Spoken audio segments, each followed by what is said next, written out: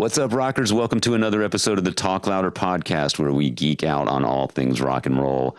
Hit that subscribe button on our YouTube channel. Leave us your likes and comments. You can also leave likes and comments on our Facebook page. Follow us on iTunes, Spotify, Instagram at TalkLouder_podcast. And of course, our website, talklouderpodcast.com, where you'll find links to our merch and all of our previous episodes. I'm Metal Dave Glessner, along with my co-host, Jason McMaster. And today we are joined by Kris Gustofson, drummer for the band Trauma. And if the name sounds familiar, you are one of us. You are a complete rock and roll heavy metal nerd. Yes, it is the band that once featured Cliff Burton from Metallica as the bass player. Kris came along shortly after Cliff had moved on to Metallica. Trauma existed, formed in 81, put out a debut album in 84. Took a long 30-year hiatus and is recently back with an album that came out in September. The album is called Awakening, and they are currently going out on tour with Queensryche and Marty Friedman. So sort of the return of Trauma, if you will. Yeah, we talk a little bit about their history. Fucking cool. Yeah, it's great. Yeah, so they've got a brand new album out that's really, it's killer. They got a new singer, Brian Allen is his name. You guys might know him from his time in Vicious Rumors. So a new vocalist, new album, getting ready to go out on a tour, sort of a resurgence, I guess you could say, of Trauma. So yeah. I think that they just anteed up. You know, we talk about it with Kris a little bit in this episode about, well, whether it's whether we're meaning to talk about it or not, I'm starting to gather how difficult or passionate you have to be to do something like this with a band that hadn't really done much under that name, right? In like you said, something like 30 years, and it says it right in their bio, and they have to tell. There's no elephants in the room. They address, if there is one, they address everything in the bio. Yep, we didn't do anything for 30 years, and yes, Cliff was in. This is the same band Cliff was in, and the whole nine. But I want to give some legitimacy to the whole thing, as well as anytime I get to play show and tell. I hold in my hands, for those listening and not watching, a copy on vinyl original pressing of Metal Massacre 2, which has Trauma. On side 2 with Such a Shame with Donnie Hillier, who the new guy replaced Donnie, died like I don't know the date, but fairly recently, just before they were recording. Kris tells us a little bit about how they use some of Donnie's vocals on the new record, which I think is really, really cool. How they sort of mixed Donnie's, like maybe some scratch vocals or demo recordings, how they opened them up in the studio and flew them into the new recordings. I think that's cool. I asked him about other former members as well, but this record came out in 82, pretty much right when Kris joined the band. So I just wanted to throw this up. I got a great reaction out of it, which is what I was looking for. But I also want to bring this up. I bring it up again, so don't get bored. There's a band on here called Aloha, which features Marty Friedman, who is on the tour that Trauma is about to do with Queensryche. So that is the super nerd nucleus for today. From my end of the woods, it was really cool talking to this guy. He's been he's been in the Bay Area scene for a long, long time. And you know me, I get excited to talk to anyone who's from the era specific and from that scene specific. And it was really fun talking to him. Yeah, formed in 1981, man. So took a long break, but they're back. Contemporaries of Exodus, Testament, the whole scene, the whole the Bay Area thrash scene. Trauma certainly plays a part in that. And People they're need back, to check like I out the said. new record because Yeah, it's pretty good, dude. Yeah. It's pretty thrashing. It's production is great, artwork is great, artwork is great, production Awakening is great. available now. And the vocals of Brian. Brian's doing a great job on vocals, man. He sounds really good. Yeah. He's killing it. New album, Awakening, and also on tour with Queensryche and Marty Friedman. That is Trauma. Look for them. We've got drummer Kris Gustofson with us today on the Talk Louder podcast.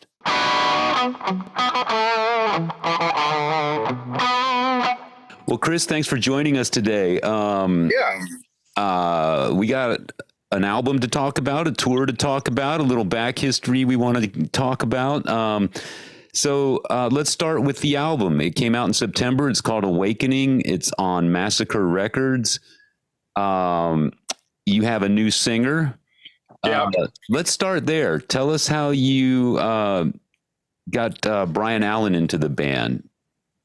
Well, we were right at the early stages of recording that album, and unfortunately, the original singer Donnie passed away, and you know, really dear friend of mine, and so we basically held off doing anything for about 3 months, and then our producer at the time, Juan Ortega, knew of Brian Allen and said, "Hey, I may have a guy that I think might work out really well for you guys."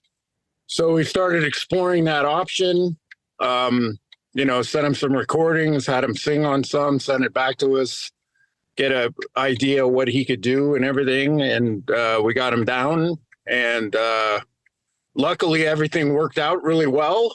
And, you know, yeah, so far it's been working out really good. He's a ripper. Yeah, he's a really good singer. Yeah. You know, he's a good front guy. He's really, you know, fun to be around, you know, which is really important, especially when you go do, you know, tours and stuff. You got to get along with people to a certain degree, you know, and yeah, he's a cool guy. Yeah. A lot of people may remember him from Vicious Rumors. Yeah, exactly. So I assume you were aware of his work when his name came up as a possible replacement for Donnie. So obviously that puts a new twist on the new album, Awakening. But how would you also describe the album for someone who either hasn't heard it or is only familiar with your previous albums? How does it compare and contrast to previous releases?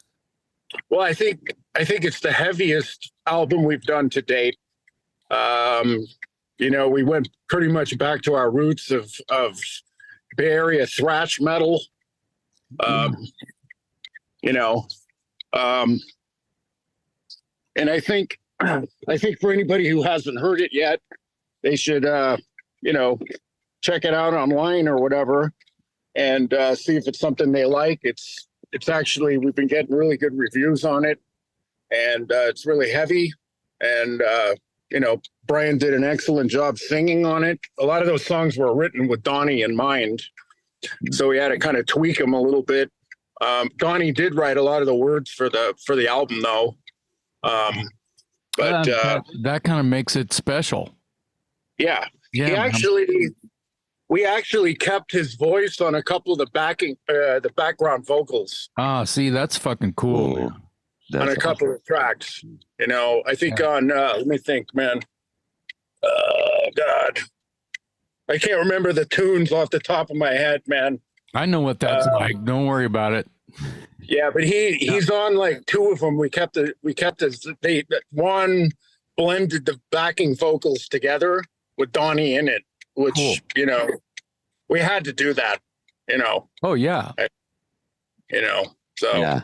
I think AC/DC did that on Power Up with Malcolm. Okay. Some of his riffs, and they were pre-recorded, and they slipped them in there. That's killer. I think that's great. Let's go back. I want to go back to I'm going to be that guy, and go back to the beginning. I'm always going to be that guy. Well, you know what? That's not true. Sometimes you beat me to the punch. It says, I'm going to be honest, I went to Wikipedia just to kind of see how spotted the lineup actually is. And I was surprised at how little actually it was spotted comparatively to other bands that have sort of, whether they're a household name or not, had revolving doors of drummers or singers or whatever. But it seems like you especially Donnie, but had some guitar player here and there. I apologize, I don't have the names memorized. No, don't even worry about it, man.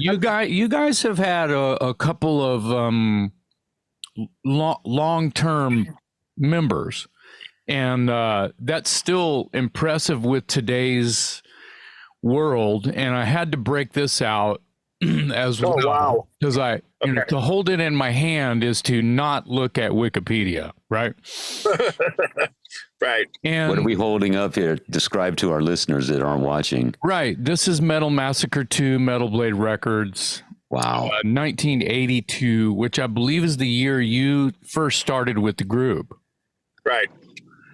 Wow. Was that sort of an after the fact? The old drummer split and you were like standing there, or tell us basically, about, tell me.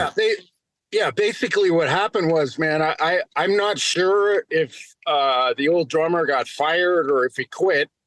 Obviously, Cliff went on to join Metallica. I was at a rehearsal with this band I was in at the time that was really into Motorhead, and they were looking for a lead singer, and this is like 80 shit, man. Maybe the end of 81, beginning of 82. Yeah. Anyways, Donnie happened to show up one night, and we started talking, and he goes, "Oh, are you familiar with Trauma?" And I'm like, "Yeah, man, I've actually seen the band live a couple times." And he goes, "Well, I'm the lead singer." And I kind of recognized him anyways. And he goes, "Well, we're looking for a new drummer, man. Would you be interested in checking it out?" And I said, "Hell yeah." So I got a cassette tape, learned 3 or 4 songs, and then went and auditioned and got the gig. So that's how that happened. Was one of them this track, Such a Shame? Was one? I didn't play on that. No, I know you didn't, but was that one? Do you remember the songs? I think it was probably that one. Okay. God, man, that's a good question. Well, it was forever. It was forever ago. You can't. I'm surprised. I mean, I can't remember my name. I remember. I remember going to the audition. I'm sure Such a Shame was one of the tracks. Okay. One of the other ones could have been that tune, Going Off. Okay. Yeah. Could have been one of those, man, because the Scratch and Scream material hadn't been written yet. Wow. Yeah. Were you in the band with Cliff, or was Cliff already gone at that point? Cliff had already left a couple months before I joined it. Okay. Yeah, like literally hair of your chinny chin chin. Yeah. You had just gotten the call, right? Okay. Well, the interesting. Go ahead. The interesting thing with Cliff, though, even though he joined Metallica, Metallica became a Bay Area-based band. So when we were playing at the Stone and the old Waldorf and the Keystone Berkeley and all that shit, Cliff would always come to our freaking gigs, man. He came to practically every one we had. Sure. So he was a cool dude. Yeah, man. He was the people. So I have a question, and you may or may not know the history, but I have time out for just a second, if you will. I have this weird tick about how the Bay Area scene is this holy ground, like this. I really kind of put it on a pedestal for this whole. I mean, it kind of like. We had our own thing, pretty much verbatim, exactly like it in Texas. Of course, in New York, and there was that thing was happening everywhere. I just feel like hell yeah. The Bay Area, and Los Angeles had its own fucking thing, obviously too. Oh yeah, but the Bay Area just really seemed to be this fucking cool hotbed about You can almost see the leaves change on the tree during this time that trauma was a thing. Mhm. You know what I'm saying? Yeah. With Exodus and even even Kirk Hammett joining Metallica and Right. that just even prior to whatever. It's very strange that scene about how it seemed to have an effect on the world, and I am just, I don't know, I'm intrigued by it. I have a question because you might know the answer. You may not know the fucking answer. Who is Tiger Lady? He was the lead guitar player in Trauma. Yeah, I just think that that's the most interesting name anyone could have. And it's let me put it to you this way. I wasn't even going to go for a pronoun, but you said he, so that's fine. I kind of like it. It's like Ziggy Stardust or some shit. It's kind of fucking cool, but what's funny is, man, when I first joined the band, I mean, I didn't know all these guys' names, man. And then I found out then I think I was kind of like, who the fuck is Tiger Lady? Or what is a Tiger Lady? Okay. And that's really not his name. I think his first name was George.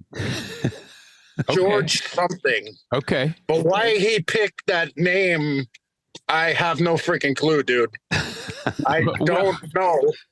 Well, I don't know if I was so much asking you why someone would pick that name, but I think I was going, okay, tell us what you know about Tiger Lady. Yeah. George something. But anyway, I just thought it was interesting. It's kind of, you got Donnie and Mike and Cliff and Dennis, and then you got Tiger. Right. Yeah. Right. Thought it was kind of interesting. That's all. I'm not even trying to make fun of anybody here. I'm just going, wow, interesting. I want to bring this up. This is so. Before Dave asks an important question, it's an honor to talk to you because you're part of part of this scene that I'm in love with, and you are about to embark upon a great tour with another legendary personality who's also on the same record as that first Trauma, and that is Marty Friedman. Had a group called Aloha that is on this. Yeah. And they later, I think, turned into a band called Hawaii. Now I'm just nerding out. But the point is that's pretty cool.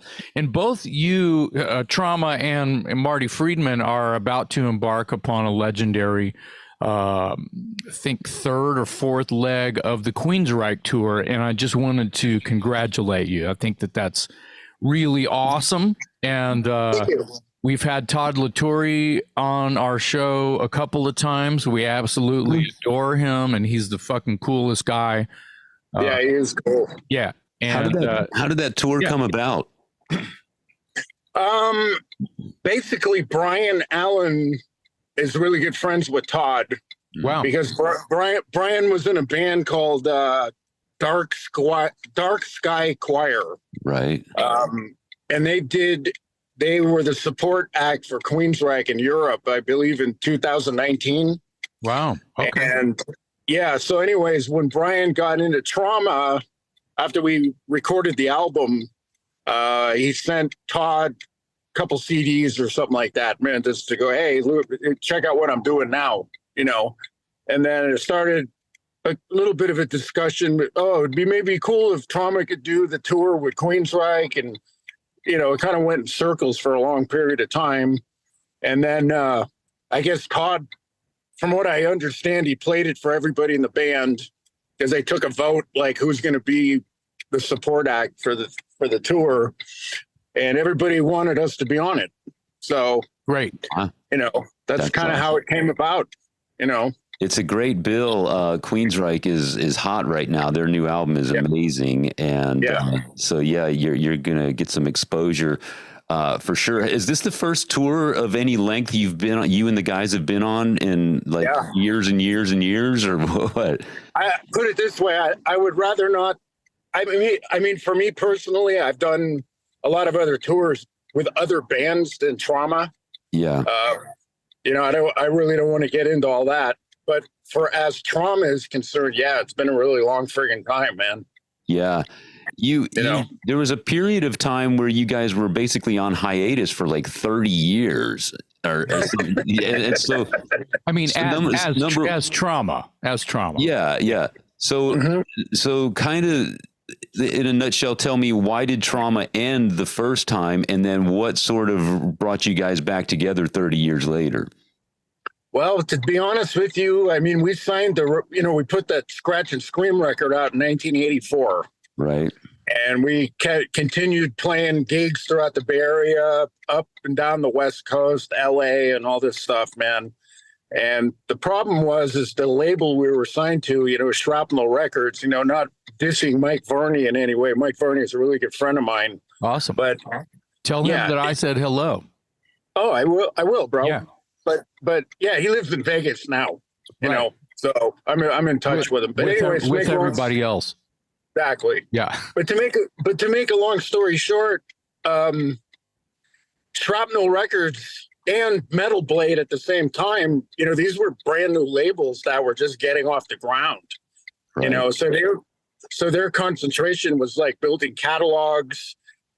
So just to cut to the chase, there was really just no tour support for the act, and this kind of music, hadn't been really around for that long. So a lot of the major labels and stuff, man, they kind of didn't know what to do with it, to be honest, right. And so everybody just kind of got a little like, disenchanted with the whole thing and started doing other things. And before you knew it, the bass player's doing this now. I'm doing this now. I mean, I ended up moving to LA. But that's kind of how it just kind of parted ways. And then me and Donnie always stayed in touch. And we always had these, I went and toured over in Europe with some ex-members of Crocus for a long time, man, for like 3 years. Wow. And I kept getting people asking me, hey, man, are you like the drummer that played on Scratch and Scream? And I'm like, yeah. And they're like, well, why the fuck are you even doing this? Right. Why don't you put that band back together? So occasionally I'd call Donnie up and I would go, hey, man, you ain't going to believe this. I was just on the road and this happened, and he goes, oh. Anyways, to make a long story short, Mike Varney wanted to do a re-release of Scratch and Scream in 2013.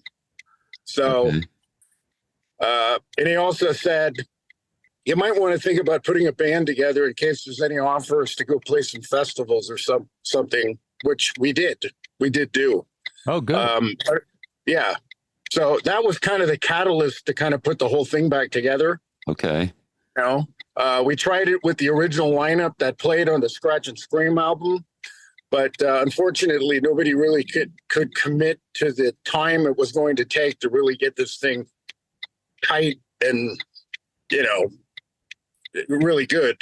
Right. So me and Donnie, we started recruiting people, and we've had kind of a little bit of a revolving door with that. But, the lineup we have now is it seems to be pretty solid, You mentioned bass players earlier. You have a new bass player as well, right? Right. Now, is the Greg Christian that you had in the band previously the same Greg from Testament? Yeah. Yeah. Okay. What happened there? Why is he no longer in the band? I'm not going to really get into it because there's kind of a lot of issues with that, with him. But we wish him really well. I hope he's successful what he does, in future endeavors. But I think he's just trying to, do some things on his own now. Right. Okay. And, wasn't really too interested in touring or anything like that, Yeah. So, he's a great guy, phenomenal bass player. And, I periodically do talk to him, Yeah. But he just kind of wanted to start doing his own thing. Got it. Right on. Fair enough. Tell us about hey, more power to him. Yeah. Tell us about the song "Death of the Angels." Did I read somewhere that your wife actually wrote the lyrics to that song? Not my wife. Okay. Did somebody's wife write the lyrics to that? Yeah, it was Steve Rebello's wife that came up with the. Yeah, I guess they're addicted to watching serial killer series type shows. True crime, man. True crime is crazy. Yeah. And that's where that idea for that song came. At first, I was kind of turned off to it. I'm like, why would we fucking come up with a song about, especially fucking Ted Bundy?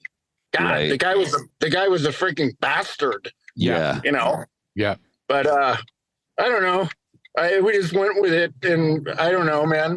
It is. It is what it is. Yeah, I haven't read the lyrics myself, but I think some people might cringe a little bit at, if you guys were glorifying serial killers, but of course you're not. Unless you're out of your mind. But I don't see that. I don't get that from a band.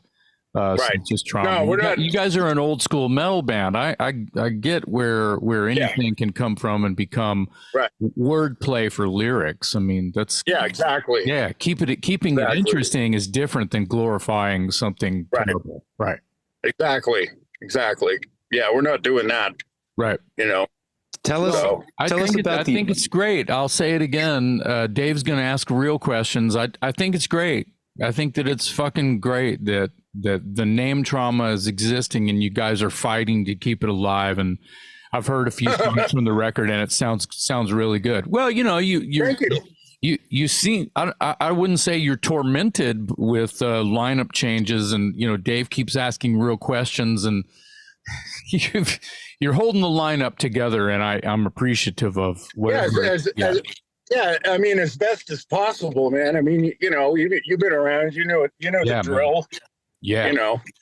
Yeah. You take the good with the bad, That's why I was asking earlier about the tour, because if you guys haven't been out on the road in a long time, I'd imagine this is going to be quite an adjustment for all of you together to, get in a van or get on a bus or whatever and go live on the road for a few weeks. You're probably not used to that anymore.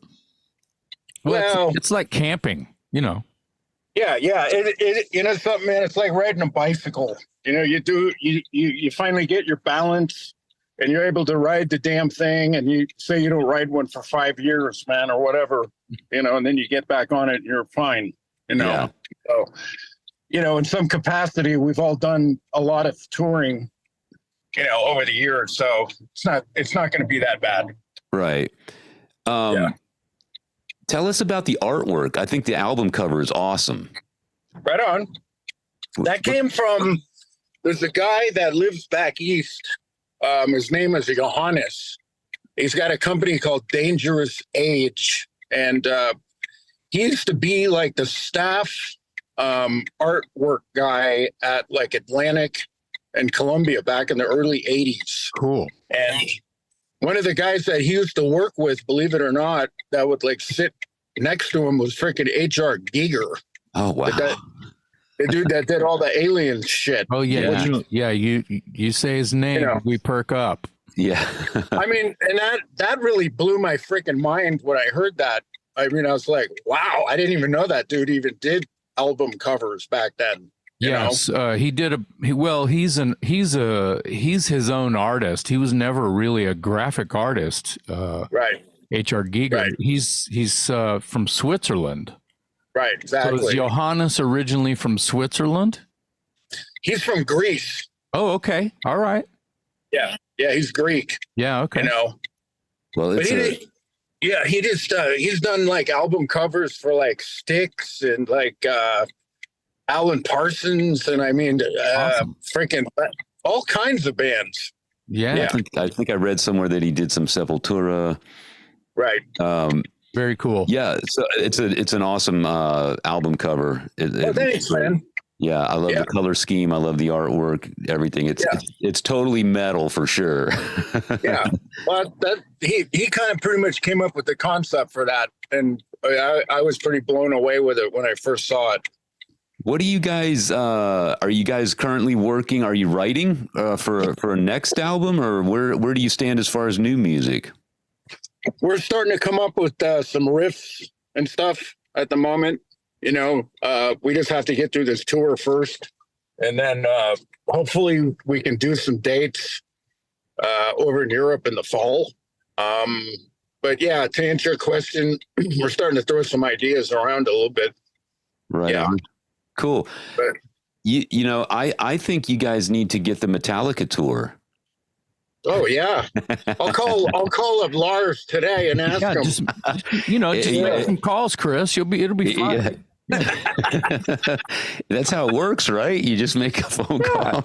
Sure. You guys remember me? You know, there was a time where I probably could have done that, but there's been too much time that's went by. You know. Yeah. And the thing is, man, is like we're trying to enjoy what we're doing right now, and you know, trying to do this, having all that time off is not the easiest thing in the world to do.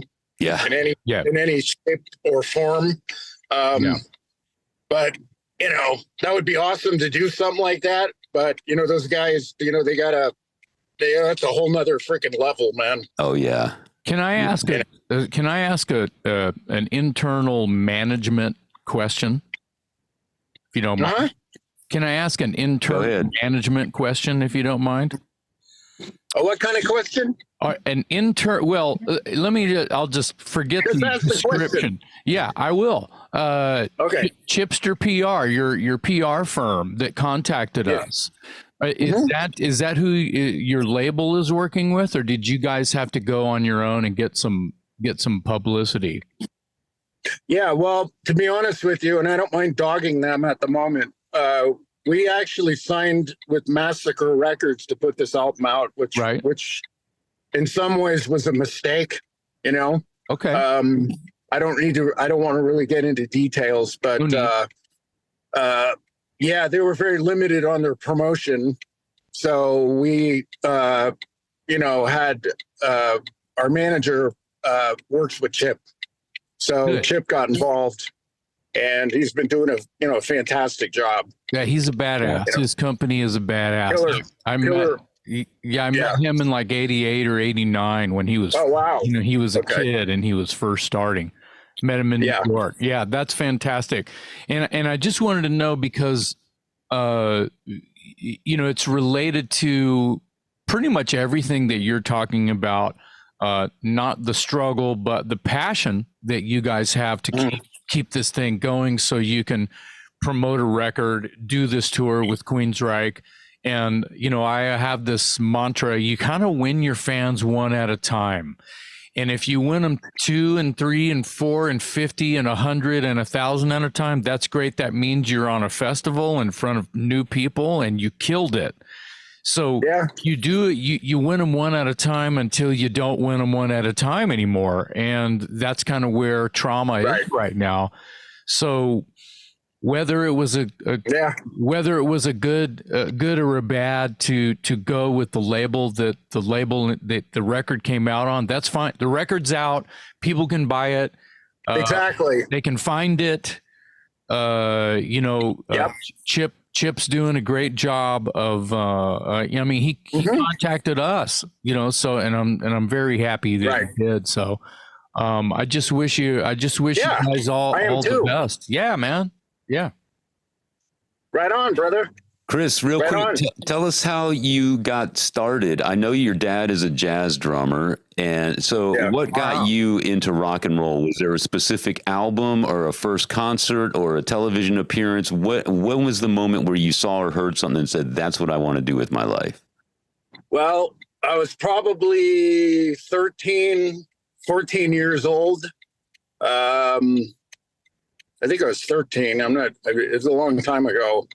1977. Wow, yeah. Freaking Cow Palace Nice. The Cow Palace in San Francisco, Piss with Cheap Trick opening. Wow. That was like, holy shit. That was like, wow, man. Yeah. You know, and then shortly after that, that freaking movie from Zeppelin, man, Song Remains the Same, came out. Mm-hmm. And just seeing that was just like mind blowing, you know, and, you know, and then I started playing in bands. You know, there was like a huge new wave punk rock thing going on in San Francisco. There was, you know, Mabuhay Gardens and all that kind of crap. Yeah. And a lot of the metal guys back then played in punk rock bands and then switched to metal, you know? Right. So that's kind of what I did. So you were in a punk rock band at one point? Yeah, a couple of them. Wow. Any names we would recognize? Nah, they were freaking, you know, garage shit bands. Yeah, and you're, we all start somewhere. And you're a sloppy teenager by choice. Yeah. Yeah, I mean, you know, your kegger party band. You know what I mean? Yeah. You know. Yeah. I mean, that's what we did. I'm not going to act like I don't know I'm not going to act like I don't know what you mean.